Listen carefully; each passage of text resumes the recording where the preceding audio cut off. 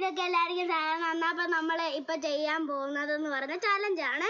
എന്നാന്ന് വെച്ച് കഴിഞ്ഞാൽ എല്ലാവർക്കും വീഡിയോ ഇഷ്ടപ്പെട്ടെങ്കിൽ പ്ലീസ് ലൈക്ക് ആൻഡ് സബ്സ്ക്രൈബ്. ഞാനൊരു ചോദ്യമാണ് ചോദിക്കുന്നത്. വേണ്ടേ, ഇവിടെ ആദ്യം നിൽപ്പുണ്ട്. ആദ്യം ചോദ്യം ചോദിക്കാൻ പോകുന്നത്. ഒരു മരം. Hello guys,